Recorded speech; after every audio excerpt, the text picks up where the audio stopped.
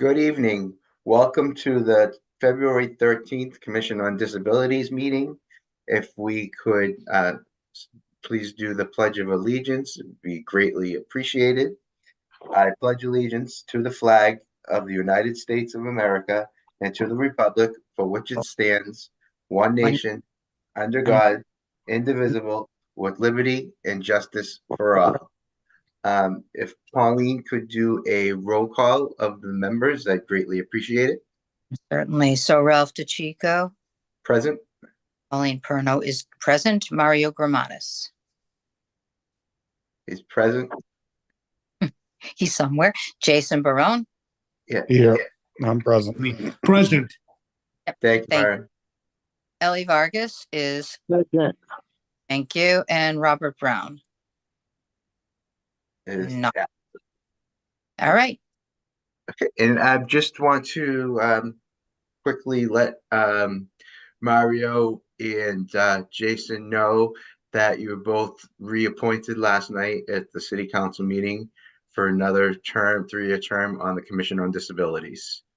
And unfortunately, Asma has, because of her other commitments or their other job, unfortunately, she is no longer going to be part of the Commission on Disabilities, but she wishes us luck in anything she can do. She's still there to help us, especially if we need any translation work. So I just wanted to wish her the best and thank her for her years on assisting us on the Commission on Disabilities. So, okay, item number 1 is a motion to approve the meeting minutes from the January 9th meeting. I had sent it all out to everyone. So hopefully if there was any issues in it, if you could let me know now, I can update that. If not, there's no issues. If can someone make a motion to approve the meeting minutes from January and then second it, I greatly appreciate it. Motion to approve. Seconded. Okay. all right. Thank you, gentlemen. Thank you. Item number 2 was usually the guest speaker, but we don't have a guest speaker for this month, unfortunately. Pauline was waiting to hear back from a couple of different parties, but was not able to make a connection with them. So we don't have a guest speaker for this month. As I mentioned to any commission members, if you do have any affiliations with anyone and can get any guest speakers, please let us know and reach out to them. Let us know who they are, and we will, make the contacts and see if we can get a guest speaker for upcoming meetings. Would be greatly appreciated. I know, Ellie, you're involved with a lot of different outside agencies. If you know of anyone that would be willing to come and talk as an advocate for one of those outside agencies, I'd be more than willing to have them come to one of our meetings for discussion or for a presentation. So that's item number 2. Item number 3 is updates and next steps for January 9th is basically coinciding with what I just spoke with. Pauline, if you have any calendar updates for any future monthly guest speakers, if we're wide open right now, or anything from that matter, or do you want to elaborate on that? Yes, I do have some updates for you. So I did hear back from Somerville. Let's do the snow shoveling thing first. Yeah. They do an agreement between the Council on Aging and their Department of Youth Services, where Right. they care. It's done very, very well in advance. People have to sign up, both the seniors / anybody with a disability, anyone basically who requires some help shoveling. They have to sign up through the Council on Aging well in advance. The teens that are involved in the program, up to age 18, can go through the Department of Youth Services. After Youth Services, they also, after 18, they also go through Youth Services, but then they need to be quarried because of their age. So what they do is it basically falls on the Council on Aging to pair seniors with their student volunteer. and what happens is it falls on the seniors or the disabled person's shoulders that when there's a snowstorm, when there's pending, they are the ones that actually notify their student that they will be needing help. So it's not like an automated thing. It's not automatic. It's something that's done through a phone call. So you're going to have, people who are willing to make those phone calls. I know for a lot of people, phones can be very, very anxiety producing. So, that was something that just rang to me. They said that they've had some success with it. The woman that I talked to was not sure of it. She was not directly involved in this. It was just somebody I got information from. But it sounds like it's a good thing. There were a lot of questions that I would have as far as liability. What happens if the person can't call you? Is there another, method of communication between the two parties, things such as that. And again, because we have the snow angels through the JROTC program here in Revere, I don't know if it's something, and I don't even know, do we have a Department of Youth Services? Well, yeah, I'm gonna, since you brought that up, last night, Counselor Bobby Hass, had something on the agenda last night about this, and he mentioned Somerville, about their program. And it is a joint, and he has, he's gonna be having some discussions with the senior center and with the youth works coordinator with the city of Revere, to figure out on how to figure out on how to establish something like this. Right. What I'd like to possibly do is reach out to Bob, and see if I can put him in touch with you, Sure. and have him talk to you so that we could also be involved in those discussions that they have with other city departments and other entities on this, so we could all brainstorm on this, because he did mention Somerville. Not sure if everyone knows, Counselor Bob Hass, who used to be the assistant director of the Rossetti Cowan Senior Center, has unfortunately left the city of Revere, but he is taking a new job with the state. I believe he's working in Senator Lydia Edwards' office. Is where he's working now, but he's still a city councilor for the city of Revere. So I know he brought this on as a motion last night, and he's working on this.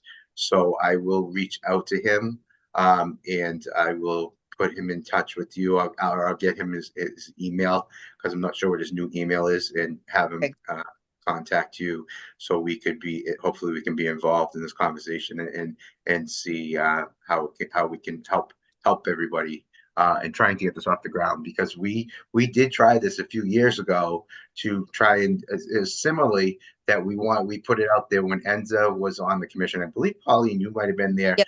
We were trying to get students that wanted to do some shoveling, and we wanted to partner them with seniors, and we were going to basically have a list that seniors could call, because we were trying to, for liability issues and whatnot, not be part of it be Revere involved. We were just trying to put them together, grouping the seniors and the people with disabilities, Right. to have students to have a list to go by to find people. Plus, we don't want to step on any toes with the junior ROTC, because they do such great work. But the other thing that we do is I do have a relationship now in partnership with the high school. They have a coordinator who's in charge of all their volunteering, and they do use Volunteer Revere. And we are trying to establish some programs for the students to get community service. And now would be, I know it's late in the year now, but this would be a great program with all the entities, the Youth Works, the Youth Works Department of the City of Revere, the Elder Services Department of Revere, Commission on Disabilities, Veteran Services, along with the mayor's office in the high school, to try and put a program together, but not stepping on the toes and overstepping anything that the junior ROTC is doing right now. But this could be another avenue for more help, because they're spread pretty thin, and there's a lot more residents that do need this work. There And not to say that everyone that is on the Angels is using it correctly or incorrectly. But what it should be is if there's not an able-bodied person that lives in that house, those are the people that really need it. But if there's a grandson or a tenant that's in the house that's an able-bodied, those are the people that should be doing it. But we need to find out that Aunt Betty or Uncle Joe or Mom Jane or Mom Joseph that don't have anybody that are seniors or disabled, that somebody is there to shovel their stairs or their walkway, not to undo their cars. That's a different thing, to undo their cars, but we just make a safe path of travel for their stairs or their sidewalks, especially in the case of an emergency, that needs to always be cleared for them. Right. I've also been looking into seeing what other communities have this Yeah. um, service. And as I was thinking, as you were talking, it might also be something eventually, way down the pike, if this is established, that it might be like go out through the whole year. So maybe it won't just be for the snow shoveling and the ice melt. Maybe during the springtime, it could be, sure that they've got the barrels ready, to their spring cleanup. If, Yeah, eventually, there is a community. off that. So, There but I is a thought, community, yeah, there is a community that did, and I have the information that tried doing a pilot program. I forget the correct city, so I don't want to give the incorrect city.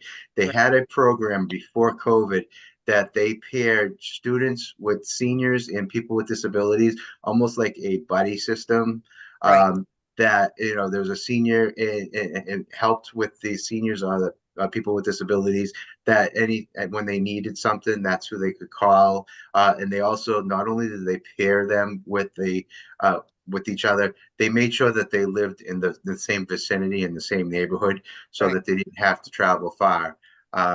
So that's another avenue, and that's why if we could have a discussion with the different departments in the city, I could also bring up that city that did that program, because this is something that we could do if that's more than just snow. This way, our youth get to socialize and be involved with more of the older community in the city, and help out with the people in need, that do need that help, that don't have anybody else. Especially the seniors, the disabled, and the less fortunate. yeah. I So, like the idea. Yeah. So, all right. So yeah. So I'll definitely reach out to Counselor Hass, to try and put you together, and have you follow up on that and see what assistance and what we can bring to that. okay. And as far as guest speakers, I have reached out to the director of Camp Arrowhead in Natick. I grew up in that community. It's a known fact.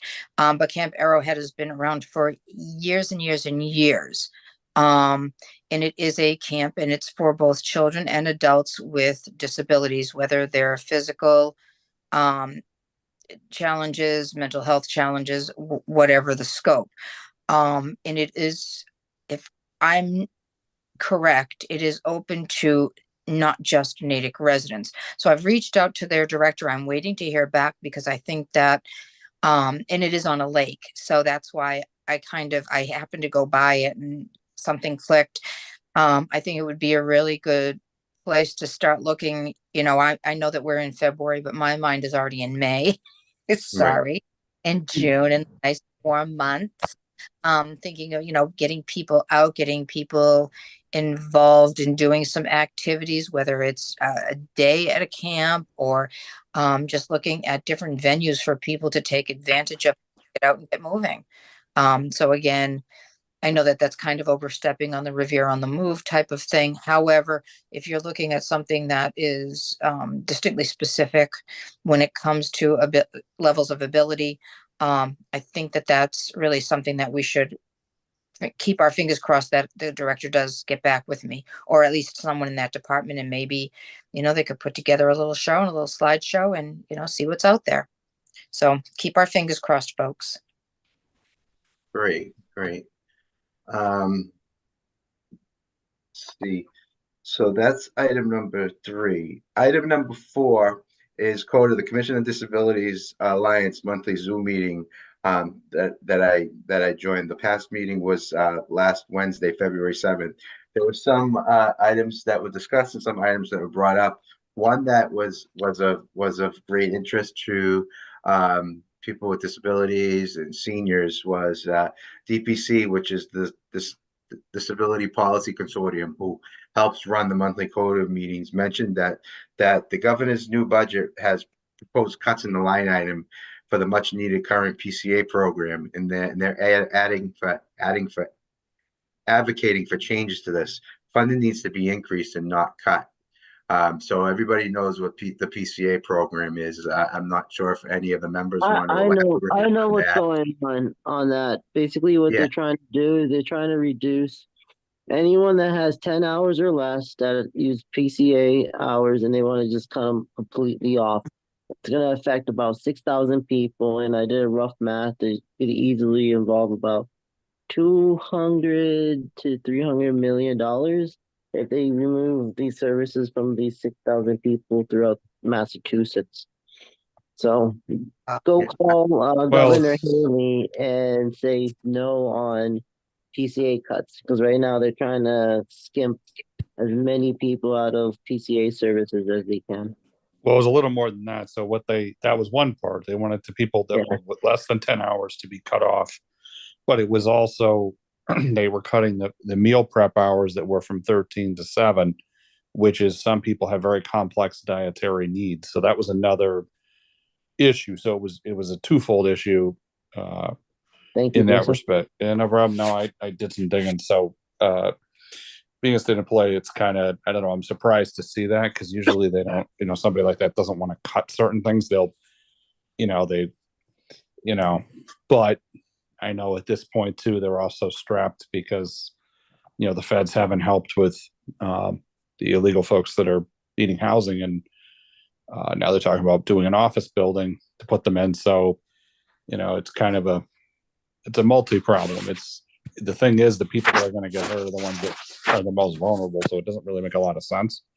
So, I mean, why don't we, and I'm going to say this respectfully, because I know this is going to hurt a lot of people when they say this, why don't we raise fees on driving? Why aren't we punishing those that drive a lot? Because that's what clogs up a lot of things. And I don't mean that in a disrespectful way, but you need to raise the money. It's not taxing people or cutting programs. Those things are a privilege, but the people with disabilities are already struggling to make it in some form or fashion with the activities of daily living or trying to survive life. You take some of that away, what are they going to have? I mean, they're already sort of prisoners in their home as it is. So I don't think it's a lot to ask. But yeah, if people could make what we could do while we wait is go call Governor Haley's office and leave a message saying, please no cuts on PCA services. They can also send emails.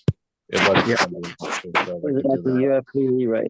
You can also, another suggestion is you can contact the Disability Policy Consortium. They're going to be having some advocacy programs. You can reach out to them and they'll help you and let you know what else can be done. They're a big advocacy to try and stop this from happening.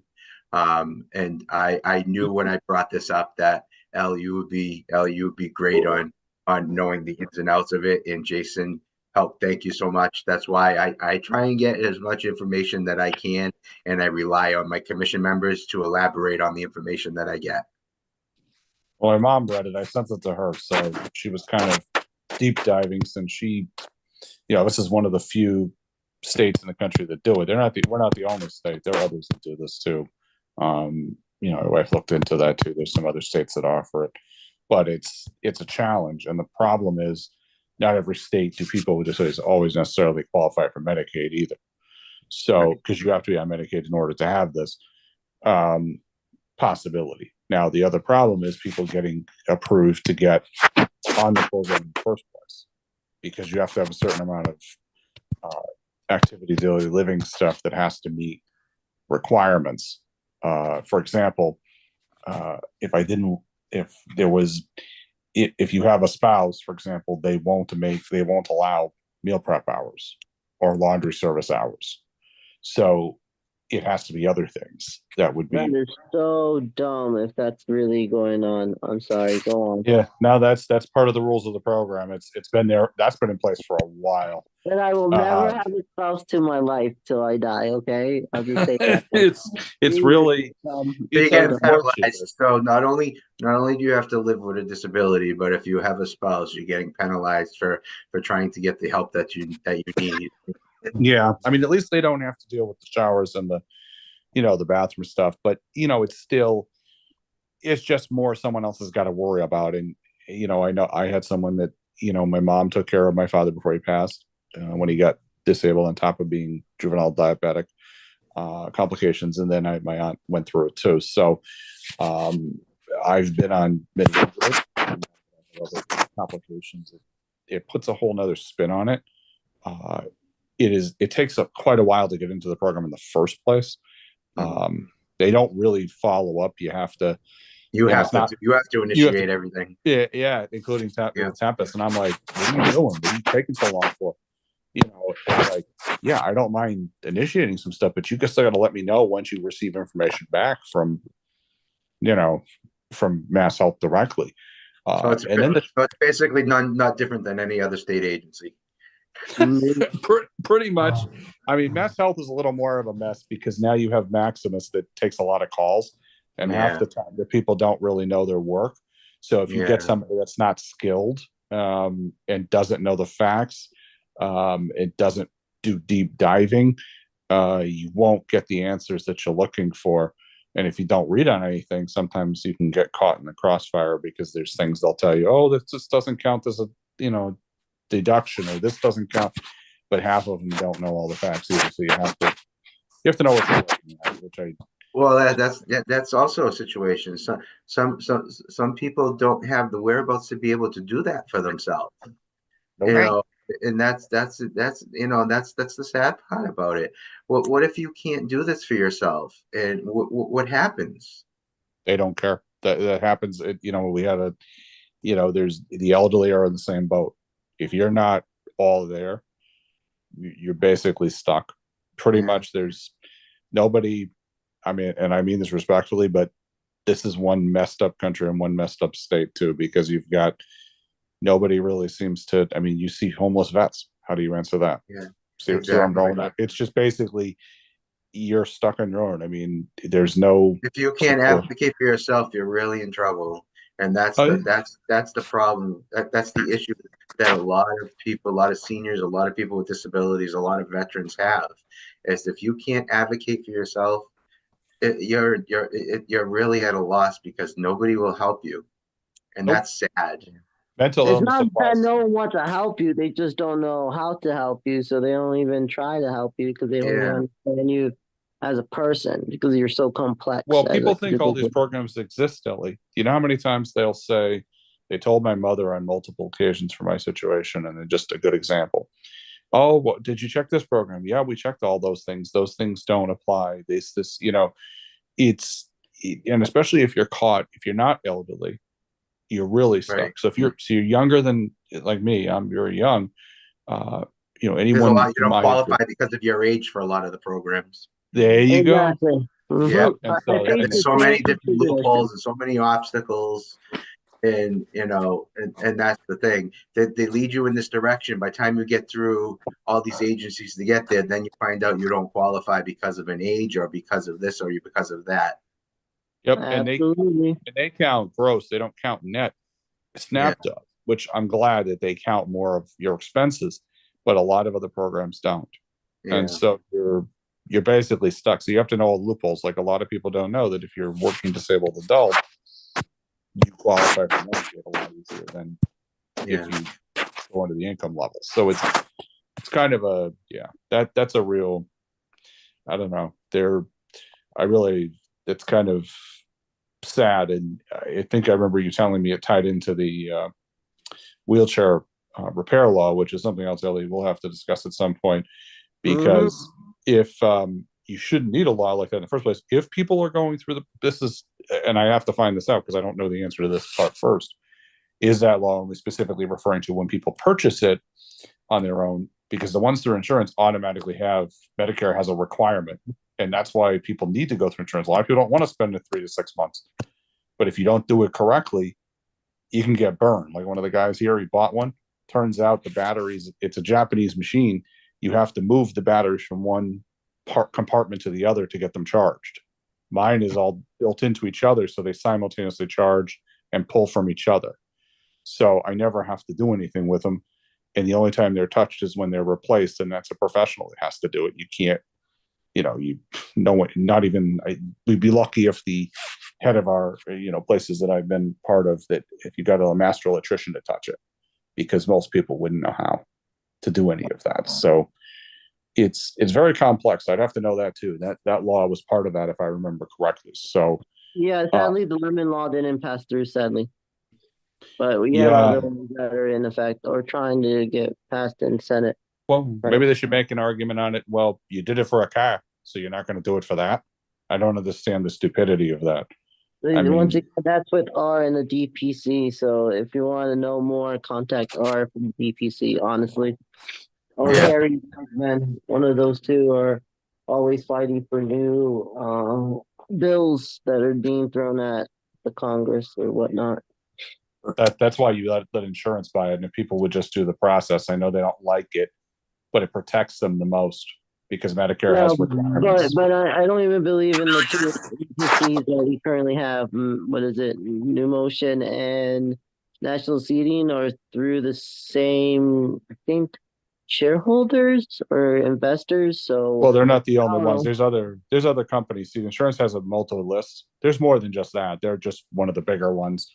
You can call. There are Yeah, a few but I'm others. saying those are the two ones that cater for Massachusetts area. I'm just saying that much. Oh yeah, there's because my insurance is through the GIC, so they have a list of which is for state employees. I have Unicare, and they have a list of more than just one uh, You're company. lucky. I'm just a Joe Schmo. I'm just a regular Joe. Yeah, no, but you can get that list from anywhere. I mean, if you pretty much, and I could send you the list in any manufacturer because it's pretty much it's You going know to give what you. they said? Send it over here. The price is right. Send me that email. Well, the insurance takes care. I didn't have to pay. I mean, they not just No, them, I'm but just saying the Medicare. listing, my friend. All I'm saying Uh, is just the uh, listing. oh, That's the it. listing. Yeah, I'll work on that. See if Thank I can you. get.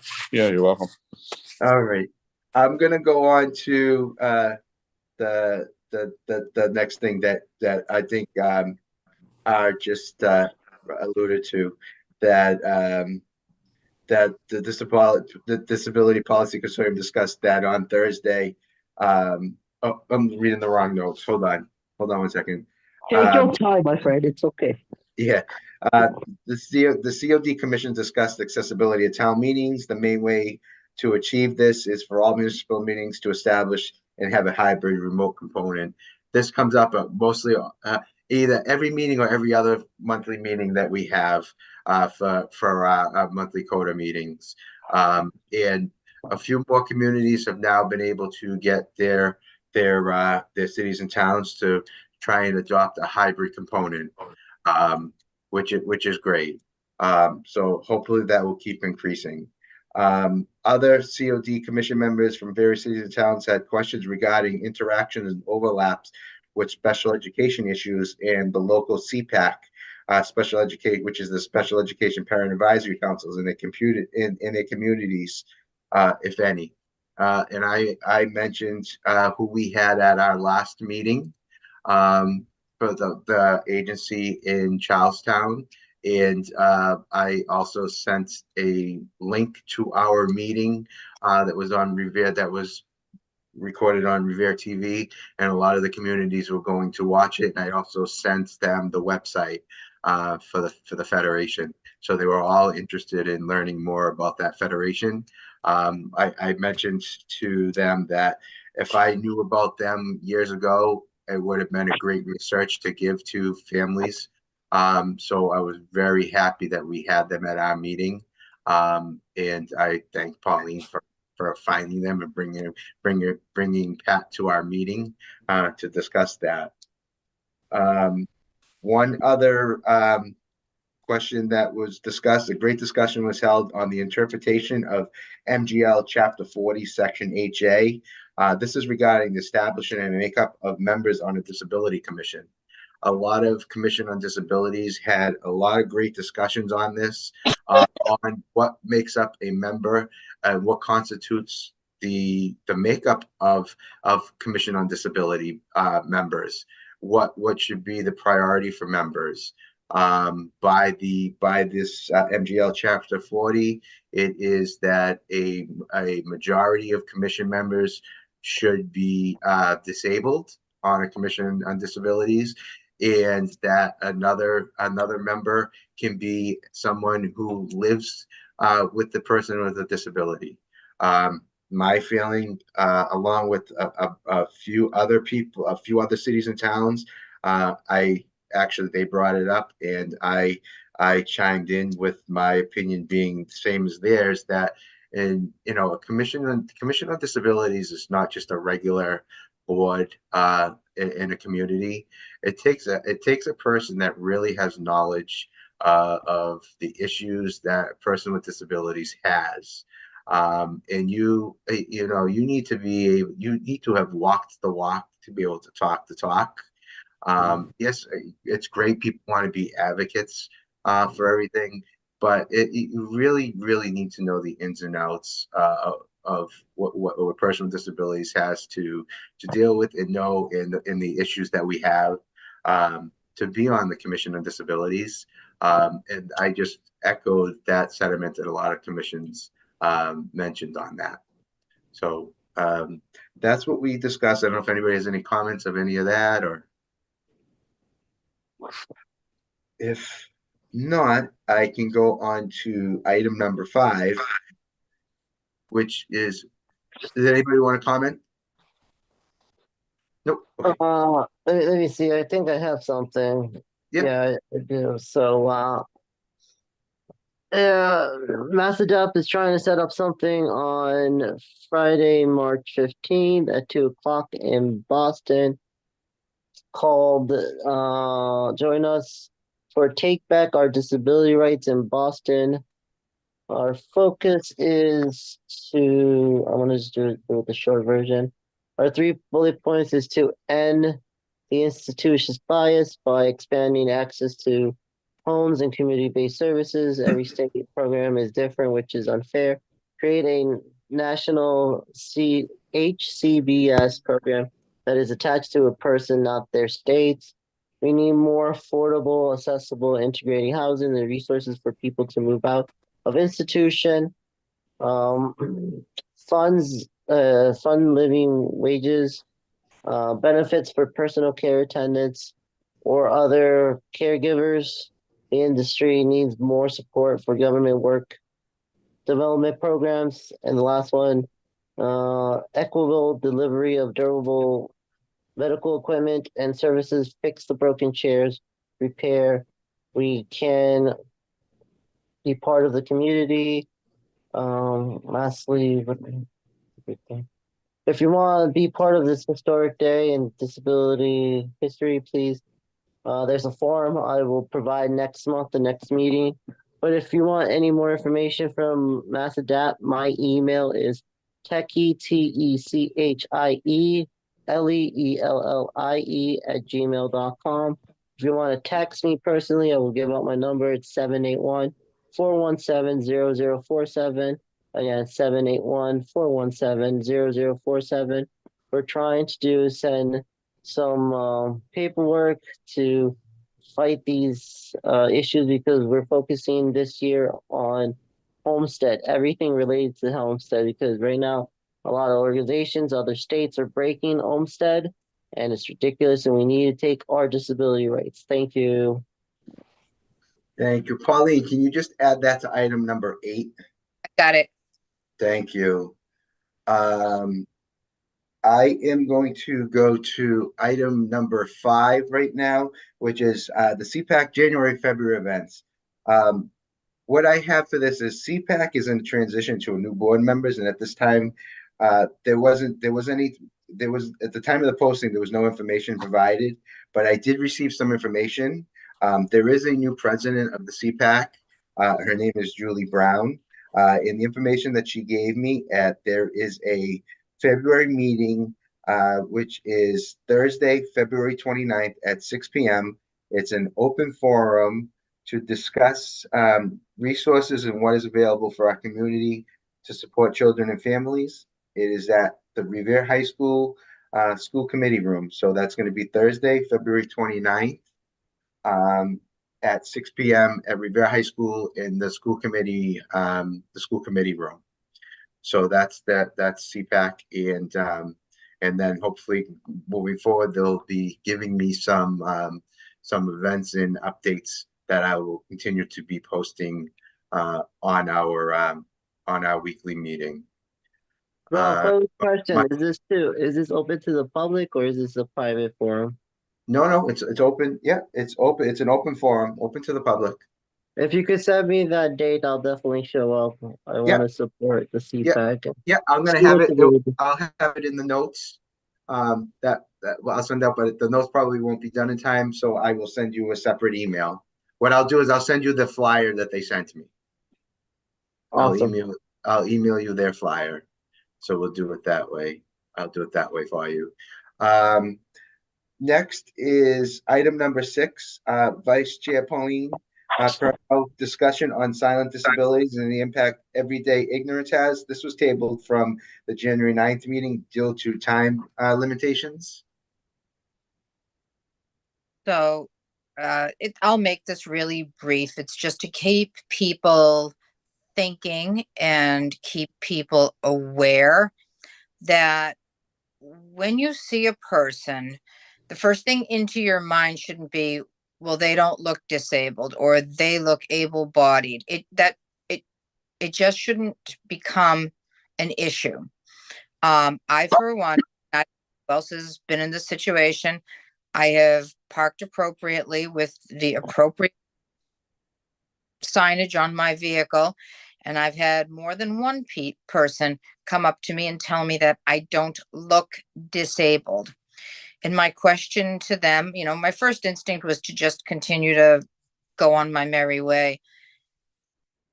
And so I asked, and I wanted to see what the response was what does a disabled person look like? People don't have a response. It catches them off guard because nobody wants to come out and say, oh, I see that you're walking with crutches. I see you're on a motorized scooter. You're walking with, I can tell that you're visually impaired because you have an assistive dog or you've got your cane, your devices, whatever. So it's more of a, let's be kind. Let's think before we open our mouths, make assumptions that you really don't have any way of validating or verifying. There is no cookie cutter. You look like this, therefore you are disabled, or you don't have this, therefore you are differently abled. It should not be in the forefront of your mind. And I'm not saying that, people do abuse the system. People do abuse the handicap placards, plates, whatever. They do abuse parking where they shouldn't park or, going where they shouldn't go. However, to look at a person, whether it's me or Ralph or anybody else, the first thing into your thought process should not be, well, you don't look disabled. Be kind. Think before you speak. It's happened to me. I'm pretty thick-skinned. Not that I'm offended or not offended. I just don't, I think of it more of somebody's inability to be respectful and someone's inability to maybe have a knowledge base, and the ignorance. That's what I'm thinking of it. I don't know if it's happened to other people. I'm kind of new to this whole trajectory, but I've worked in the healthcare industry for over 40 years. I've worked with a variety of patients, both in different kinds of facilities, long-term, short-term, acute care, psychiatric, mental health, outpatient, inpatient, home care. I've done it pretty much all. When you think about it, that's kind of scary. People don't appear, things aren't always as they appear to be, I guess is the best way to put it. So it's just more or less keep your opinions open, keep your mind open, keep your mouth closed unless you really have some hard-based evidence that someone is abusing a system, abusing a right or a privilege or whatever you would like to see. That's my dissertation. I guess it's just be kind. Thank you, Pauline. You're right. There's not always a physical disability that you see. There's always hidden disabilities, and a lot of people are able to hide their disability as much as they can. And I, for one, am in that realm. I try to do the best I can to hide my disability, but I'm not ashamed of my disability. But there are days that I don't walk well. There are days that I do walk well. There are days that my balance is off and I can't walk a long distance. But that's nobody's business. That's your own business. I agree with you, Ralph. I mean, the thing is, but I see what you mean. But people have noticeable disabilities. What she just brought up, people are ignorant no matter what. Yeah. I mean, the reality is, I worked at the Museum of Science, and we had a guy that he was severely impaired from cerebral palsy. Great fellow, you could have a good conversation with him. You had to be patient. To make them laugh. Some people get impatient with folks like that. What a retard. And I said, excuse me? That's highly inappropriate, but people they don't even think. And there are some people who can sometimes temporarily hide things, but can't always keep it. I ran into somebody that I knew within 5 minutes he had mental illness, tried to hide it, wasn't very good at it. To maybe to some other folks he was, but I knew right away that he had mental illness. Or we have people that I've dealt with that, they don't understand all the rules. I've had to do that, or you know what I mean? There's, the reason that those things are there is to help people get through. I mean, it's not very much to ask when somebody might need an exception for something. And I don't know, people seem to make a big deal of everything before they know the facts at hand.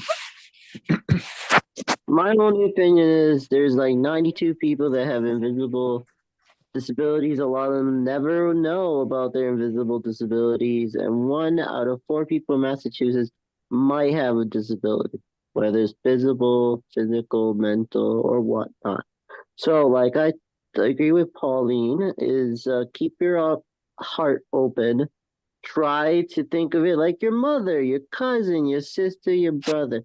Do you want to treat them like that? I mean, everyone's going through their BSeries. I mean, we're living in a crazy time right now. So please try to keep your comments to a minimum and be kind to each other. You can just say hi. You don't have to be like super nice to a person.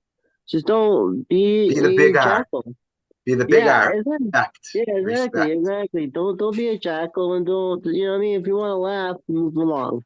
Move along, do it in your own private space. We all have private spaces.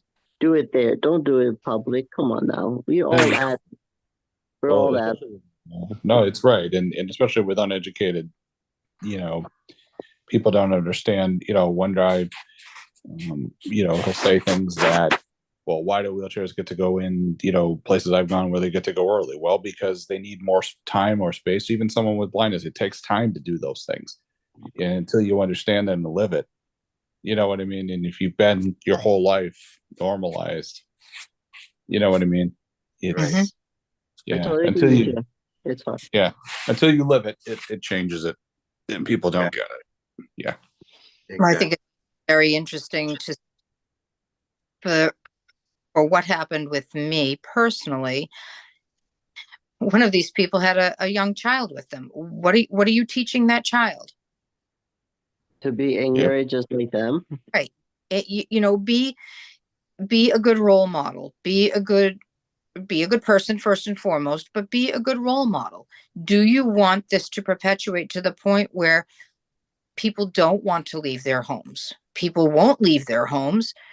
People won't seek out experiences that they're otherwise able to take part in and to do well or to enjoy. What is going to happen if it continues on that trajectory? Think to yourself, I personally have 3 children. I call them children. They're not, they're adults.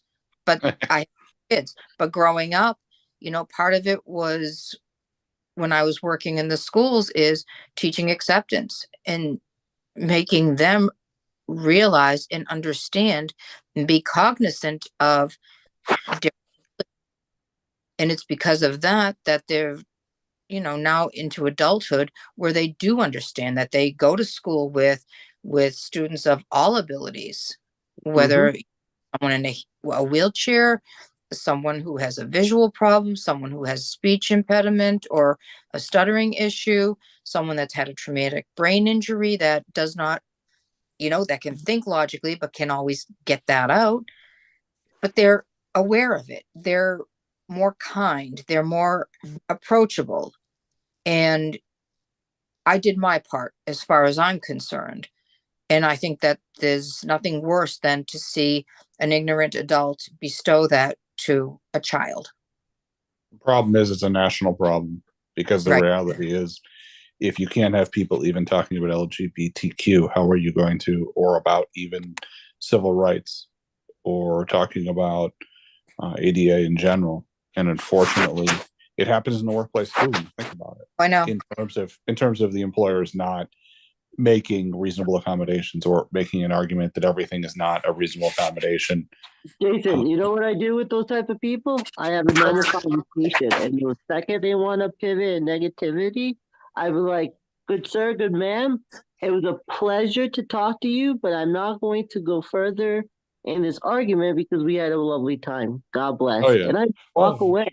Oh, I yeah. treat people with kindness. So once again, we can't let our future generation get into these tech corporations that we all know funnel their information because they're the focus point to sell products and all these brainwashing concepts. So remember, follow what your kid's doing.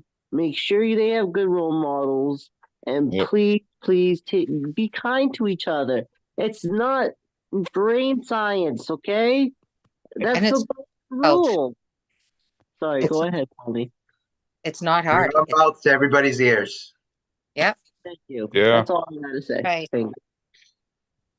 Maybe the churches could teach this a little bit too. Yeah. I I'm know. a ordained minister, so I do a little dabbling here and there. Yeah. Just to put it out Whichever there. way you put it, ignorance is going to be out there, and like it's gotta kill on you, unfortunately. We have to do our part though to stop that Yeah. ignorance. Everybody's got to do their part. If we all do our part, it's not that we're going to get rid of it, but we're going to do our best to try and knock it down. Just live our All we lives. can do is adapt, right? All we can do is adapt. Yep. Exactly. Okay. I'm going to move on to item number 7, but what I'm going to do for this, I'm going to share my screen too, because there's some things that I want people to see on it. So let me share my screen and make sure this pops up, that it will come, that it pops up and comes onto the screen right now. Item number 7 is, as everyone knows, we applied for and awarded the Mass Department of Health's mini grant. The Revere Commission on Disabilities, in conjunction with the Revere Department of Public Health, have created a survey for Revere residents. We're specifically reaching out to seniors, people and families with disabilities, and people with racial and financial injustices to complete the survey about accessibility at and to the George V. Camelo Community Center. The community center is located within the Garfield School, which is at 176 Garfield Ave, and is operated by the Revere Parks and Recreation Department after the school hours. The faculty features a swimming pool and many more programs and activities. If you are a Revere resident, we need your help by filling out the survey in your preferred language to understand your needs. Your feedback will matter to us. Thank you. As you can see, there are links in the 4 main languages that's used in our community. There's an English survey, a Spanish survey, a Portuguese, and an Arabic survey. These surveys, this can be found on the City of Revere's website. It could also be found on the Revere Recreation website. And it's also, this is our monthly agenda. So you can find it in our monthly agenda that is in the calendar items under the City of Revere's website. But also, I do have paper copies of this. If people prefer, they can come by and ask for myself at the 311 office at City Hall, and I can give you a paper copy in your native language to fill out. We're going to have this survey for a couple of weeks. It's just some basic questions for people to fill out, wanting to know if they basically know about the pool, if they use the pool and whatnot, because it's just an endeavor that we're taking up to find if people, number one, know about their pool being there, if they use it, if if they have issues with it.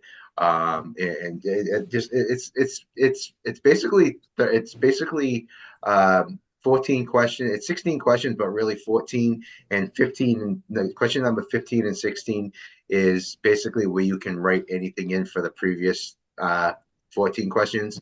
It's all basically check off boxes. So it's really easy to complete. It probably take about 5 minutes to do. So any help would be greatly appreciated. So not sure if anybody has any questions on that, but please feel free, any of my commission members, to please fill out that survey. You'll be able to click it right from your agenda, and it'll take you right to the English one, if you How prefer. long do you have to fill out the survey, Ralph? When does the information need to be back? I'm probably going to have it open for about a month. Okay, great. Yeah, for about a month. I'm probably going to close it right after our next meeting. Okay. Yeah. So I just opened it up last Wednesday or Thursday. So it's relatively new and open. But like I said, if anybody wants a paper copy, they can come to the 311 office and ask for me, and I will give them a paper copy of it. Okay, great. And they can fill it out right then and there. It only takes a couple of minutes, and then I'll take it. And then once the paper copy is done, I will go in and input it electronically. So where is it on the Revere City of Revere website? It should be right on the website. You can go onto the calendar to find it. You can go on the Park and Rec site, or you can get it right from the agenda that I put in the email to you, and you can click on the link right in that agenda that I sent. This is the agenda that I'm showing right now. I just put the agenda up. So if you go in the agenda that I emailed all the commission members, you can click on that link right there, and it will take you right to it. Just want to make sure that the hyperlink was in there. So thank you, you confirmed it. Yeah, no problem. Yep, I made sure that they're all there. Make it nice and easy for everybody. Hopefully. Okay. So I'm going to stop sharing my screen. And thank you for allowing me to do that. And item number 8 is commission members' late items information. And we had Ellie already discussed one. I have a couple that I'm going to talk about. But before I do, I just want to see if any other members wanted any late items that they wanted to bring up first. Seeing none, I'll bring a couple up. One of them is one of the items that I wanted to mention is not only last night's council meeting, but the one before. One of the councilors brought up an issue that they wanted to talk about scooters and bikes on sidewalks and what needs to be done about it, and is it allowed or not allowed, and I'm just hoping that, and I think it was rectified last night by the city clerk saying there is an ordinance. Not only is there an ordinance, it's not allowed by PROAG and EDA. Bicycles, scooters, and anything of that nature are not allowed on sidewalks, period, point blank. The only motorized equipment that is allowed on a sidewalk is a mobility device for a person with a disability, such as a mobility scooter or a wheelchair or an electric wheelchair. Those are the only devices that are allowed on sidewalks, regardless if there's a city ordinance or not. You don't need a city ordinance to do that. Also, we had a nice presentation. I believe it was back in October. The city of Boston has a great campaign that they had called Boston Breaks. That is a campaign for all their residents that I want to bring to Revere.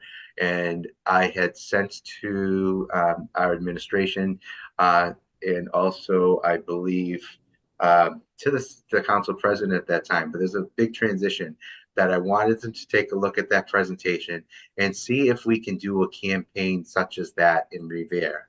This way, everybody knows bicycles, electric scooters that these kids are bopping up and down the streets on, those are not allowed on sidewalks anywhere. Not only for people with disabilities that have a problem with them being there, but able-bodied people.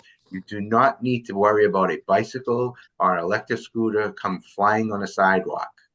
Not only for a person that has no problems with the visual, person with visually impaired, that could be a catastrophe for someone like that. You don't need to have to worry about somebody coming on a sidewalk with a bicycle or what one of these electric scooters. We don't need ordinances to be enforcing that. That is by right, that's not supposed to be happening. That is a true PROAG, which is it's was unfortunately left out of ADA, but PROAG is the right of way access guidelines. They're nowhere anywhere are those allowed on sidewalks. So I'd love to see that start being enforced and taken care of before somebody seriously gets hurt. Ralph, I would recommend you to like send a message to the city. They should have signs that and like one of those logos, like stop signs with the scooter sign, and maybe in Spanish, because a lot of these people, doesn't matter if they're older or younger, they're all having scooters and they're just not paying attention. Maybe they're not from here, maybe they're from another state, but they do it all the time. I see it in Boston, I see it in Revere, I see it in Chelsea. It's dangerous. I almost could kill myself. You know what I mean? Almost collision with someone that was on a scooter and I'm like, I used to talk to him in Spanish. I was like, please get off the sidewalk. I'm in the street, he's in the sidewalk, and he almost kills me going into the street. So we need to stop this because someone's gonna get injured. Definitely. I'm also seeing a lot of the scooters alternating between street and the sidewalk, depending on how much traffic there is. Yeah. And that's a whole other issue, because you've got them sometimes on the sidewalks, then they see too many people, they figure they'll go in the street, yet they don't have helmets on and they're weaving out of traffic. I had a couple that were, crossing in front of me, to the side of me. One actually hit my mirror, because they're just not looking, because they figure they're on a mode of transportation that they can get ahead. Well, that's all well and good. We all want to get ahead. However, we want to do it safely. And, making a decision to, well, I'll stay on the sidewalk as long as I can, and then I'll hop over to the street, and then I'll weave in and out of traffic and go back. You're talking about another incident where you could have a traffic accident as well as a pedestrian accident on top of things. So, I think that we need to really have a good hard look at making sure everybody is aware and everyone's on the same page about where these modes of I'm going to use that as a word, modes of transportation can be utilized safely and appropriately and legally. So maybe we need to start looking at some signage. I agree. Or we could give them some nice $50 tip. Go into our rainy day fund, snowy day fund. Yeah, that sounds good to me. I mean, but it's The also only- getting people. The only in problem vehicles. with giving them tickets is they're not going to have IDs on them, and you're not going to be able to find out who they are.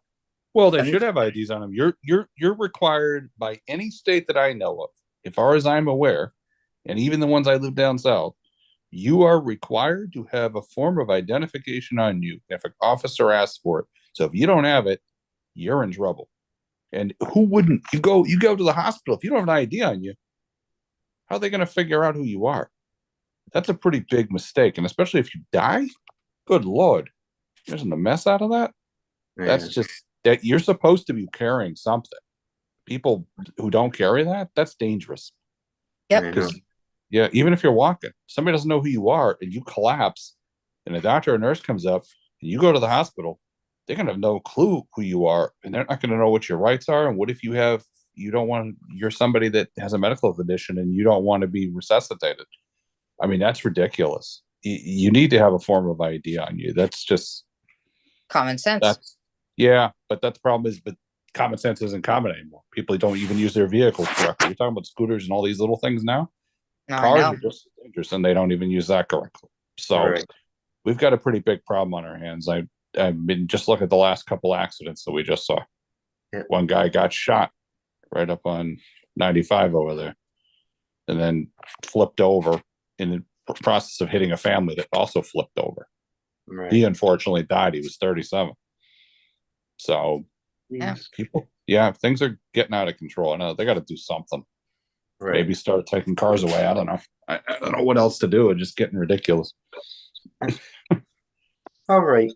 The next item that I want to update you is, and I believe Pauline, you were also contacted too on this.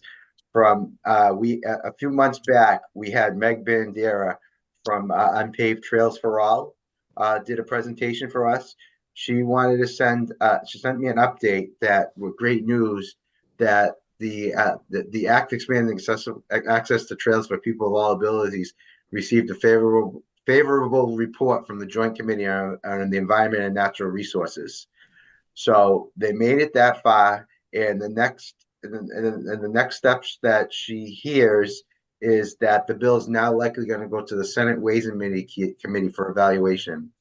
So she needs everyone to continue their advocacy and to contact their cities and towns to get municipal support from their city and town councilors. We tried that, but I was told from our city councilors, from our city council, that they didn't have jurisdiction, which I still don't really understand. That I really wanted our city to send in a resolution that would full support of this. We don't have to have trails in our city. We do have people with disabilities in our city that do want access to these trails within the state of Massachusetts. So hopefully, maybe I can try and resend it and see if we can get a resolution done from the city council. I don't know what anybody's feeling is on that, on this committee, on this commission, if I should try and do that, or what I should do. Well, I'd say do that, but I would also talk to each individual council. I would talk to the mayors themselves as well and figure out. They're just giving excuses, Rob. They just don't want to be part of it, which I don't know why. I mean, Yeah, the gatekeeping. I don't know why. It doesn't make sense. just Yeah. sounds like an excuse. It's people do that stuff. They find reasons to not do something instead of to do something. Yeah. I mean, I don't think it doesn't say that you have to have those trails to be part of that. It just shows you're a community person. It sounds like this person doesn't want to play ball, so I'd go around them. But so it's like we don't have to have trails. Like I said, we don't have to have these trails in our city. But that's their excuse. So We they're have saying people we have people with disabilities in our community, so we want to Agreed. make sure they have access. But they're finding an excuse, Ralph. Those are the kind of people when about that in the real world, and I mean that just work or wherever it is. That's the kind of person you find that. Yeah, it's not a law that we're passing. We just want a resolution. Yeah, No, you just it's trying to all it they is. say they're supporting It's this. just a letter. It's just a Right. letter that we support it for our residents. Yeah, there's nothing wrong with that. Yeah. Okay. All right. I will do that. So that's all I have for late items information. Item number 9, I don't have any residents' concerns or issues that were sent into me. Next steps, what we have for next steps is just if for calendar items, if we have any calendar items for any speakers. Please, if any commission members have anyone, hint, Ellie, get it. I would say Colleen Flanagan for Master We've already Def. had her. Okay, then Rhoda Gisbley. I Yeah, do you could want to talk to reach her. out? Yeah, I'll reach out to her. Yeah, and you just put me on the email. Put me and Pauline on the email. Will do. I'll Thank try you. to do that Thank you. anytime, guys. Okay. Item number 11 is the reminder. Usual reminder. Pauline, do you want to do the official duties for that? I would love to. So item number 11 is our reminder. The Commission on Disabilities Office telephone number is 781-286-8267. Residents can also call Revere 311 direct and speak to their staff member Monday through Friday. They will answer most questions, but if they are unable to, or if you wish to speak to our department directly or schedule an appointment, please ask to be transferred to the disability office. If we are unavailable, please leave a detailed message and someone will get back to you as soon as possible. As always, please tell us if you want something discussed or added to the meeting agenda. You can let us know if you would like to speak on any issue or concern. The commission is here to help and assist all the disabled residents and families of Revere. Okay. Our next meeting is going to be Tuesday, March 12th at 6 p.m. Can someone make a motion to adjourn? Motion to adjourn. Second. Okay. And before we adjourn, just wanted to wish everyone in the community a happy Valentine's Day tomorrow. I hope everybody's sending me some like chocolates, flowers, and cards. You know. I'll be cupcake tomorrow. But thank you again for attending our meeting. It was a great meeting as always, and I appreciate everyone's input on this commission. And thank you again, and have a great night. Be safe. Hey, bye bye. Bye. Bye bye now. Bye.